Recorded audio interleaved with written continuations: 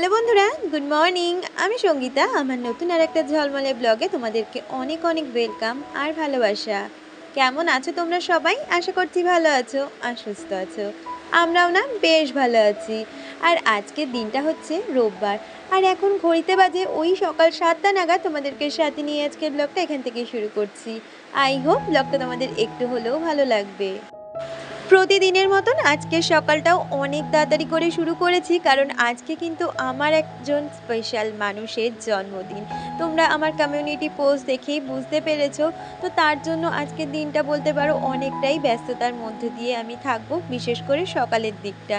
এই বছর জানো তো আর কোনোভাবেই আমরা বিকালের দিকে কোনো সেলিব্রেশন রাখছি না, শুধুমাত্র তোজোর পড়াশোনার জন্য। কালকে দিয়ে যেহেতু তোজোর এক্সাম, সেই কারণে। তো যাই হোক, এইদিকে বাসি কাজ জানো তো অফ ক্যামেরায় গুছিয়ে নিয়েছি, তারপরে ওইদিকে জামা কাপড়গুলো মেলে এখন চলে এসেছি পুজো দিতে। আর এখন পুজোটাও সেরে নিচ্ছি। আজকে আমার ভয়েস ওভারের ব্যাকগ্রাউন্ড মিউজিকে তোমরা কিন্তু অনেক মিউজিকই পাচ্ছ। আসলে বাইরে পড়ছে অনবরত বৃষ্টি। আর যেহেতু আমাদের ঘরটা টিনের, সেক্ষেত্রে কি বলতো, ওই টিনের ওপর জল পড়লে ভীষণ আওয়াজ হয়। একটু আজকের দিনটা তোমরা অ্যাডজাস্ট করে নিও। আর আজকে সকাল থেকেই বলতে পারো আমার হাতে অনেক কাজ। সকালের টিফিন থেকে শুরু করে দুপুরের সমস্ত রান্না বান্না আমি তো একাই করি। আর আজকে যেহেতু স্পেশাল মানুষের জন্মদিন, তার স্পেশাল খাবার তো মেনুতে থাকতেই হবে। তাই জন্য এইদিকে পুজোটা সেরে আমি আর সময় নষ্ট করিনি। ওইদিকে দেখলাম হাজব্যান্ড উঠে নিজেই চা বসিয়ে দিয়েছে। বার্থডের দিনেও কত কাজ করে, তাই না বলো? তো ওইদিকে হাজব্যান্ড দুজনে চা করে নিয়েছে, আর ইতিমধ্যে বাচ্চারা উঠে গেছে, তাদের এদিকে হরলিক্সটা করে দিয়েছি। আর খেয়ে দিয়ে না আমি আর একটুও সময় নষ্ট করব না, চাটা খেয়ে দিয়ে আমি সোজা চলে এসেছিলাম রান্নাঘরে। একটু মটর ভিজিয়েছিলাম আর তার সাথে একটু আলু দিয়েছিলাম, দিয়ে একটু প্রেসারে সিদ্ধ বসিয়ে দিয়েছি। আর ওটা সিদ্ধ হতে যেহেতু একটু টাইম লাগবে, আমি সেই সুযোগে এখন ঘরগুলো পরিষ্কার করে নেব। কারণ কি বলতো, একবার যদি রান্নাঘরে রান্নার কাজ নিয়ে ঢুকে পড়ি, আর রান্নাঘর থেকে চট করে আমি হয়তো বেরোতে পারবো না। তাই জন্য আগে ঘরগুলো গুছিয়ে নেবো। এই ঘরটার সাথে সাথে আমার শ্বশুরমশাইয়ের ঘরটাও গুছিয়ে, বেশ কিছু জামা কাপড়গুলো ছিল সেগুলো গুছিয়ে জায়গা মতন রেখে একেবারে রান্নাঘরে ঢুকবো বলেই ঠিক করেছি। আর কি জানো তো, সব থেকে খারাপ বিষয়, আজকের দিনেও আমার হাজব্যান্ডের ছুটি নেই। সে বলল আজকে কাজ আছে, এমার্জেন্সি যেতেই হবে। তাই আমিও আর কিছু বাধা দিইনি, কারণ দেখবে বাড়িতে লোকজন কম থাকলে কাজগুলো সময়ের মধ্যে গুছিয়ে করা যায়। আর যেহেতু অনেক রান্না বান্না, তাই ভাবলাম ঠিক আছে, যাক, টাইমের মধ্যে বাড়িতে চলে এলেই হবে। তবে সে দুপুরের মধ্যে চলে এসেছিল। তাই জন্য সকালে আজকে টিফিনটা একটু স্পেশালভাবেই করার চেষ্টা করেছি। আমাকে সহেলি কমেন্ট করেছিলে, সে লিখেছো, দাদাভাই কটার মধ্যে অফিসে বেরোয় গো? তুমি রোজ ভিডিও দেবে, তোমার ভিডিওর অপেক্ষায় থাকি। আমি চেষ্টা করি গো নিজের অনেক সমস্যার মধ্যে থেকেও ভিডিওগুলো শেয়ার করার। আর তোমাদের দাদাভাই ওই 10টা নাগাদ অফিসের উদ্দেশ্যে বেরোয়। সেই সময়ের মধ্যে আমি কিন্তু তোমাদের দাদাভাইয়ের রান্না করে দিই, সাথে ঘরেরও অনেকটা রান্নাই এগিয়ে যায়। আসলে আমার হাজব্যান্ড না সকালের দিকে একদমই খুব একটা বলতে পারো ওই ঝোল মশলা খেয়ে যেতে পছন্দ করে না, বিশেষ করে সে ভাজা পোড়া দিয়ে খেতে বেশি পছন্দ করে। তাই তাকে একটু ভাজা কিছু করে দিই, আর তাকে খেতে দিয়ে আমি ওইদিকে ঘরের রান্নাটাও অনেকটা এগিয়ে রাখি। কখনো কখনো দেখা যায় সে খেতে বসে পড়েছে, তখন হয়তো ঘরের রান্নাটা হয়নি, আবার কখনো কখনো সেটা হয়েও যায় তার খাওয়ার আগে। তো এইরকম একটা টাইমের অ্যাডজাস্টমেন্টের মধ্যেই আমাকে চলতে হয়। আর এদিকে কথা বলতে বলতে আমি কিন্তু দুটো ঘরই গুছিয়ে নিয়েছি, আর আজকে এই ঘরের বিছানা চাদরটা চেঞ্জ করে দিয়েছি, সাথে সোফাটাকেও সুন্দরভাবে পরিষ্কার করে নিচ্ছি। আর এই ঘর বাড়ি পরিষ্কার করে রাখতে তো আমার ভীষণ ভালো লাগে। যদিও বা একটা আজকে স্পেশাল দিন, সেরকমভাবে বাড়িতে আসার কেউ নেই, তবুও তোমরা তো জানোই আমি ঘর গুছিয়ে রাখতে কতটা পছন্দ করি। আসলে কেউ আসুক বা না আসুক, ঘর বাড়ি গুছানো থাকলে আমার নিজের মনের থেকে অনেকটাই ভালো লাগা থাকে। আমাকে মামনির ব্লগ চ্যানেল থেকে কমেন্ট করেছিল মামনি, সে লিখেছে, ঘরবাড়ি যেমনই হোক পরিষ্কার পরিচ্ছন্ন করে রাখায় খুব সুন্দর লাগে। হ্যাঁ গো, সত্যি ঘরবাড়ি আমাদের যেমনই হোক না কেন, আমরা যদি নিজের পরিশ্রম দিয়ে আর ভালোবাসা দিয়ে ঘরবাড়িকে গুছিয়ে রাখি, তাহলে কিন্তু আমাদের ভালো লাগাটা অনেক গুণে বেড়ে যায়। আর কথা বলতে বলতে ওইদিকে দেখলে তো কি কি বাজার চলে এসেছে। বাজার নিয়ে এসে আমাকে বলছে আজকে কিন্তু বাজার দেখে তুমি মাথা গরম করবে না। আমি বললাম যে আমি তো রান্না করতে এমনিই ভীষণ ভালোবাসি, আর মাথা গরম করার কিছুই নেই। আর আজকে বাজার থেকে এনেছিল, ওই সম্পূর্ণ বাজারটা করে এনেছিল, মানে ওর যা যা খেতে পছন্দ হয় সমস্তটাই ও এনেছে। আজকে বাজার থেকে আনা হয়েছিল মোচা, তার সাথে আনা হয়েছিল বাঁধাকপি আর চিংড়ি মাছ, সাথে খাসির মাংস। আমি বলেছিলাম 5 রকমের ভাজা আনতে। সে কিন্তু আনেনি। বলে আমি কি এখনও বাচ্চা আছি? আর বাচ্চায় থাকা আর বুড়োই হয়ে যাক, তাই না বলো? একটু ৫ রকম ভাজা, পায়েস এগুলো করে দিতে পারলে কিন্তু খুব ভালো লাগা থাকে। আসলে কি বলতো, আমার শাশুড়ি মা মারা যাওয়ার পরে আমার হাজবেন্ড জন্মদিন হয়তো পালন করে, মানে আমার জোরেই বলতে পারো জন্মদিনটা মানায়। কিন্তু ওই জন্মদিনের দিন পায়েস করে দেওয়া বা পায়েস খাওয়াটা ও এখন একদমই পছন্দ করে না। আর আমাদের সবার ক্ষেত্রেই এটা কিন্তু একদমই প্রযোজ্য। যারা আমাদের এই পৃথিবীতে নিয়ে আসে তারা যখন একটা সময়ের পরে চলে যায়, সেই দিনগুলো আর আমাদের কাছে হয়তো স্পেশাল থাকেই না। কিন্তু কি বলতো, আমি সবসময় চেষ্টা করি নিজের সর্বস্ব দিয়ে ওকে অন্তত এই দিনটা একটু স্পেশাল ফিল করানোর। কিন্তু আজকে ওই যে বললাম, খাওয়া দাওয়াটুকু অবধি আমি করাতে পেরেছি, তার পরেরটুকু ও নিজে থেকেই না করছে।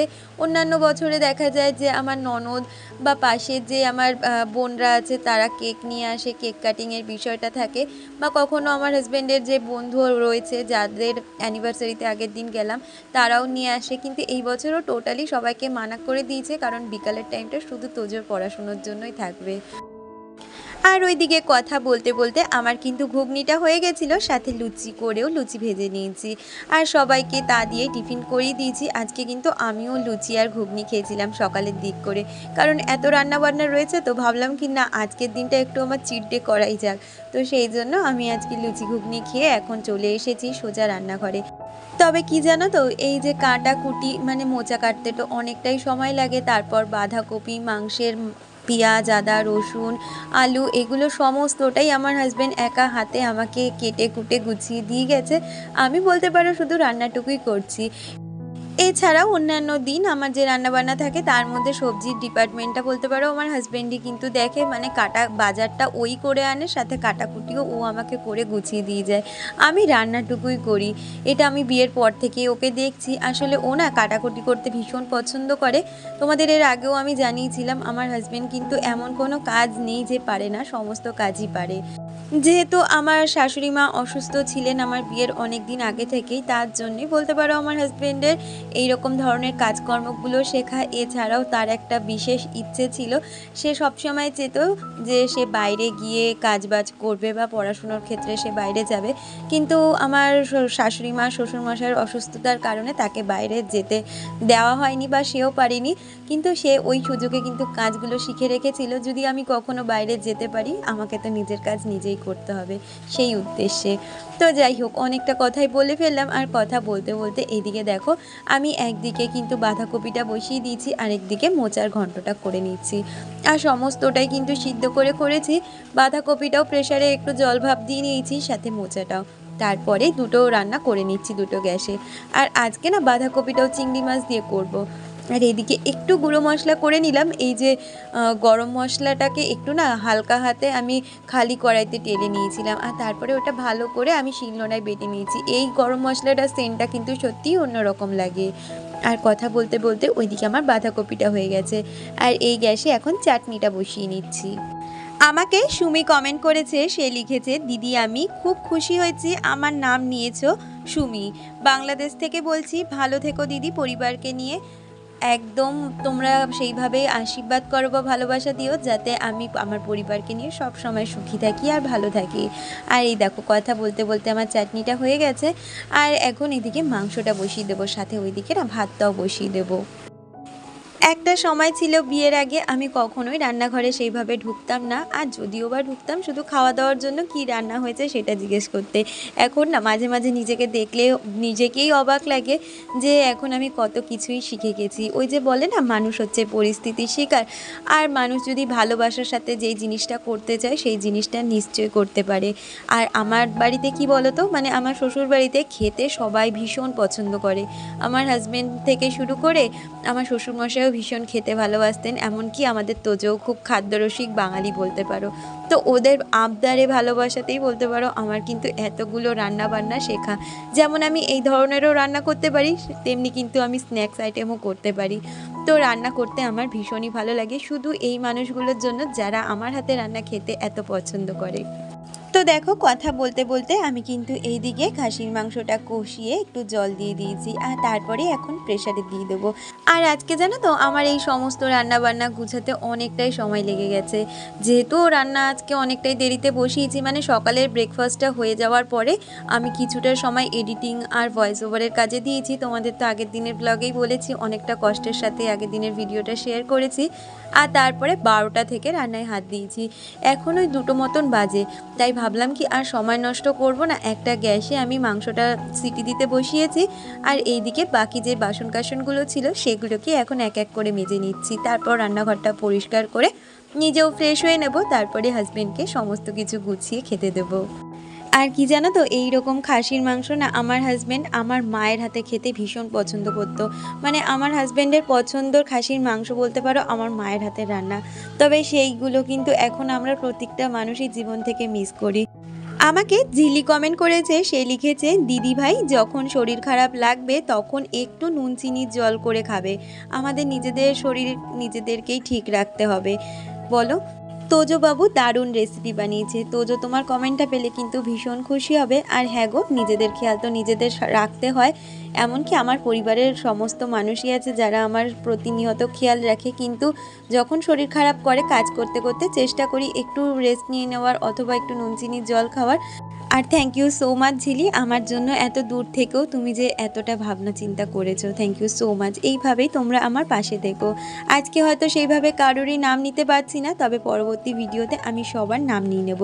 তাহলে চলো, রান্না শেষ হয়ে গেছে, এখন একটু দেখাই তোমাদের কি কি রান্না করেছি।